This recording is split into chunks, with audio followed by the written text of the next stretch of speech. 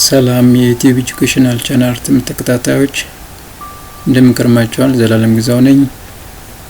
ዛሬ ቀጣዩን የመንግስት ሰራተኞች የስነ ምግባር ኮድ ህጎችን አቀርብላችኋለሁ። ሰብስክራይብ እንደዚሁም የኖቲፊኬሽን ኪን በመጫን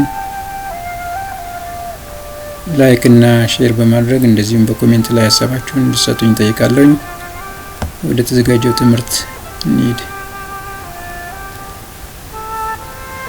ዛሬ እንግዲህ ከተለያዩ አካላት ጋር ሰራተኛ ስለሚኖረው ግንኙነት በተመለከተ ሲሆን አንደኛው ማንኛውም የመንግስት ሰራተኛ ከዜጎች ጋር መኖር ስለሚገባው ግንኙነት፣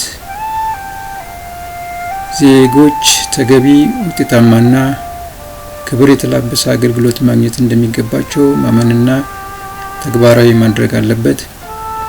ለህዝብ አገልግሎት በሚሰጥበት ወቅት በህግ ሚስጥር ሆነው እንዲጠበቁ ከተለዩት ጉዳዮች በስተቀር የጠየቁትን መረጃ ለዜጎች መስጠት አለበት።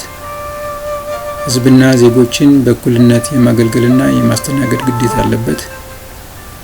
ህዝብና ዜጎች ባገኙት አገልግሎት ላይ ያላቸውን አስተያየት፣ ቅሬታ፣ አቤቱታና ጥቆማ ማቅረብ መቻላቸውን በማመን ላቀረቡት ሀሳብ ህጋዊና ወቅታዊ ምላሽ መስጠት አለበት።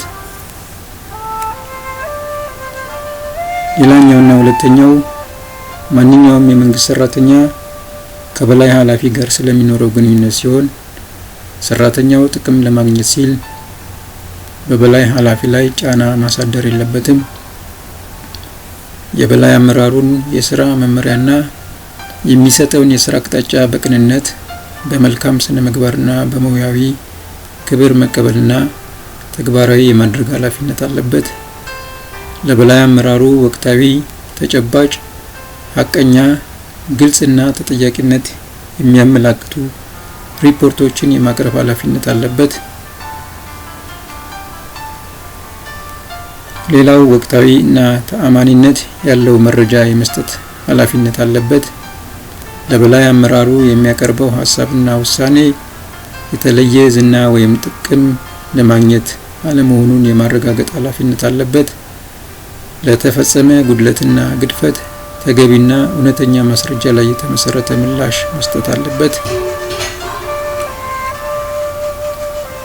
ሶስተኛው ማንኛውም የመንግስት ሰራተኛ ከቅርብ ኃላፊ ጋር ስለሚኖረው ግንኙነት ሲሆን ስራውን በድርጊት መርሃ ግብር መሰረት በተቀመጠው የአፈጻጸም ደረጃ እያከናወነ መሆኑን ለማወቅ የቅርብ ኃላፊው የሚያደርገውን ክትትልና ድጋፍ በአግባቡ መቀበል አለበት። ስራውን በሚያከናውንበት ጊዜ ችግር ካጋጠመው የቅርብ ኃላፊውን በማማከር የተሻለ መፍትሄ የሚያስገኝ ውሳኔ መወሰን አለበት። ሌላው አዲስ አመራሮች ሲመደቡ ተገቢው መረጃ የመስጠት ኃላፊነት አለበት። ተገቢ ባልሆነ መንገድ ከቅርብ ኃላፊው ልዩ ጥቅም እንዲያገኝ ማድረግ የለበትም። ከቅርብ ኃላፊ የሚሰጡ ገንቢ አስተያየቶችን ተቀብሎ መተግበር አለበት። አራተኛው ማንኛውም የመንግስት ሰራተኛ ከስራ ባልደረቦቹ ጋር ስለሚኖረው ግንኙነት ሲሆን የዕለት ተዕለት ስራውን በሚያከናውንበት ወቅት ከሌላው ሰራተኛ ጋር በመልካም ስነ ምግባር የታነጸ ትብብርና የስራ ግንኙነት የማድረግ ግዴታ አለበት። ከሁሉም የስራ ባልደረቦቹ ጋር የሚኖረው ግንኙነት በሐቀኝነት፣ በትህትና፣ በመከባበር ላይ የተመሰረተ መሆን አለበት። የስራ ባልደረቦቹን በቅንነት ለማረምና ለመገንባት ያለውን ዝግጁነት በተግባር ማሳየት አለበት። የቡድን ተልዕኮ የማሳካት እውቀትና ክህሎትን ለስራ ባልደረቦች የማካፈል ኃላፊነት አለበት።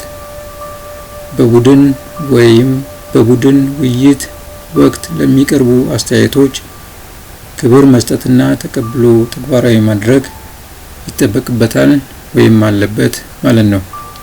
እንግዲህ ለዛሬ ያዘጋጀውላችሁ አንድ ሰራተኛ ከተለያዩ አካላት ጋር ስለሚኖረው ግንኙነት በተመለከተ ይህንን ይመስላል። ሌሎቹን የግንኙነት አግባቦችን እስከማቀርብላችሁ ድረስ እናንተ